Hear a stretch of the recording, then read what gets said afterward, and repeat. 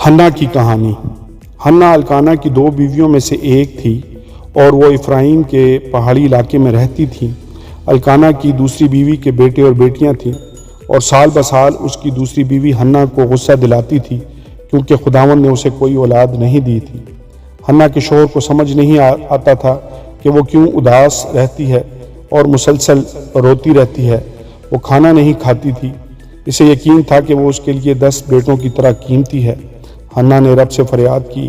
ایک دن جب حنا اپنے پیٹ کے خالی ہونے کا درد مزید برداشت نہ کر سکی تو وہ خداوند کے حضور اپنی التجا پیش کرنے ہیکل گئی۔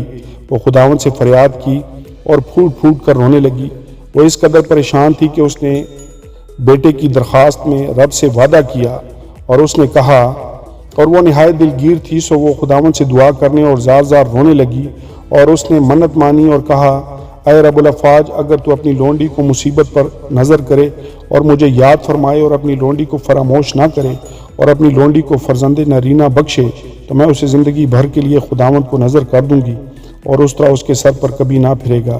یہ حوالہ پہلا سیموئیل اس کا پہلا باب اس کی 10ویں اور 11ویں آیت میں مرقوم ہے۔ یہ دعا بلند آواز سے کہنے کے بعد وہ دلے دلے میں دعا کرتی رہی، لیکن اس کے ہونٹ ہل گئے۔ اسے کاہن ایلی نے دیکھا۔ اس نے اس پر شرابی عورت ہونے کا الزام لگایا۔ اس نے وضاحت کی کہ اس نے نہ شراب پی تھی اور نہ ہی کوئی نشہ آور مشروب، اور اس کے بجائے وہ بہت پریشان تھی اور خداوند سے دعا کر رہی تھی۔ ایلی نے اسے اطمینان سے جانے کو کہا اور یہ بھی کہا کہ خداوند اس کی درخواست قبول کرے گا۔ اس کے بعد حنا اب اداس نہیں رہی اور اس نے مزید روزہ نہیں رکھا۔ خداوند کو حنا کی دعا یاد تھی۔ رب کے سامنے اپنی درخواست پیش کرنے کے لیے اس کے گھر جانے کے کچھ ہی عرصہ بعد وہ بچے کے ساتھ تھی۔ جب اس نے اپنے بیٹے کو جنم دیا تو اس نے اسے سیموئیل کہا، جس کا مطلب ہے خدا سے مانگا گیا۔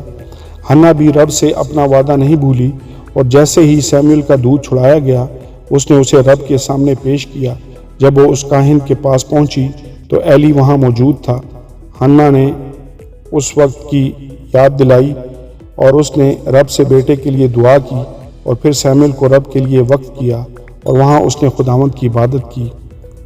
سیموئیل نے اپنی ماں کی اطاعت کی اور خداوند کی خدمت کی۔ یہ سیموئیل کی کہانی کا صرف آغاز ہے۔ سیموئیل ایک تحفے کے طور پر پیدا ہوا تھا اور اپنی ماں کی وفادار دعا کا نتیجہ تھا۔ بائبل میں سیموئیل کی پہلی اور دوسری کتابوں کے ذریعے اس کی زندگی پر دعا کا غلبہ ہے۔ وہ انصاف کرنے والوں میں سے آخری بن جاتا ہے۔ اس نے اپنے لوگوں کے لیے مسلسل دعا کی اور یہ اس نے اپنی پیاری ماں حنا سے سیکھا جو خدا کی ایک وفادار عورت تھی۔ آمین اور آمین۔